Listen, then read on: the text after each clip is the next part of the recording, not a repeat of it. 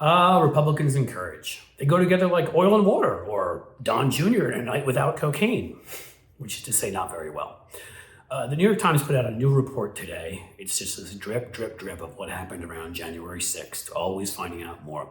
And the new report the new article that came out, they let us know just how damn angry Kevin McCarthy, Republican leader in the House, and Mitch McConnell, Republican leader in the Senate, were over Donald Trump supporting the violent insurrection that led to a few police dying and 140 being stabbed, jabbed, speared, kicked, stomped on, and what have you, injured, PTSD, our Capitol attacked, windows broken, shots fired, feces smeared on the wall by these great patriots, one of whom was wearing a Camp Auschwitz t-shirt.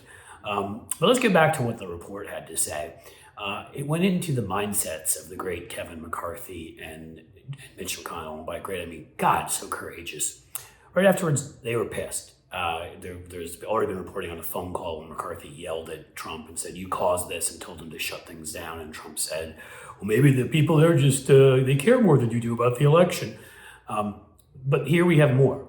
In the new report, McCarthy privately being the key thing here, that he pushed Trump to resign after what happened January 6th. "I've had it with this guy," he said. Mitch McConnell, always also an avatar of courage, apparently came out and said he cheered impeachment. He said the Democrats would take care of that son of a bitch for us with impeachment. Right.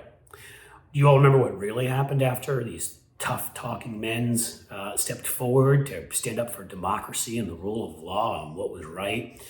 Within about 3 weeks, Kevin McCarthy had traveled down to suckle at the, let's say, foot of Donald Trump at Mar-a-Lago and apologized. There was no pushing him out of the party. There was no making him apologize. And it's even worse with Kevin McCarthy, because you may remember a report from 2015 in the Washington Post where he privately told then Speaker Paul Ryan that, quote, "There's two people that I think Putin pays, Dana Rohrabacher, who was a then congressman from California, and Trump." Since 2015, McCarthy's been under the impression, probably rightly, that Donald Trump is a paid agent of Russia. And yet all this time, he has done all of his bidding. He has kissed his ass every way, from every angle you can imagine, refused to stand up to him on anything. And here we have the first attack on our capital, the first siege since the War of 1812. Think about that, folks. 200 years, this attack on our capital, this debasing of our government. And angry Kevin McCarthy takes him 2 to 3 weeks to say, I want to be speaker.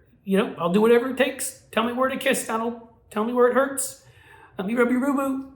And then the tough, multi-chinned Mitch McConnell, whose wife at the time, Elaine Chao, actually stepped down from her job in Trump's cabinet. They were going to show this unified front, I guess. You think he, in the end, when the Democrats stepped forward, acted like patriots and impeached Donald Trump, do you think that Mitch McConnell voted to convict? Of course he did. Of course he cowered in his little shell, walked or shuttled across the beach slowly into the water and hid. There were 7 Republicans, actually, who I give credit to: Romney, Murkowski, Collins, Cassidy, I'm forgetting some others, even Ben Sass, and Toomey, I believe. I think I said them all, who voted to convict Donald Trump of his seditious activity that day, for which he should be in prison and should never be able to run for anything again. But not Mitch McConnell. Nope. He blamed Trump that day and said Trump had a lot to do with it, and privately said, take care of that son of a, that the impeachment will take care of that son of a bitch. But he made sure the impeachment did not take care of that son of a bitch. He, in fact, made sure that the impeachment found him to be not guilty so that he could continue to debase our politics, control the Republican Party, radicalize a lot of the right wing, share conspiracy theories, and otherwise imperil our republic. There you are, folks. Your Republican Party profiles in courage: Mitch McConnell and Kevin McCarthy.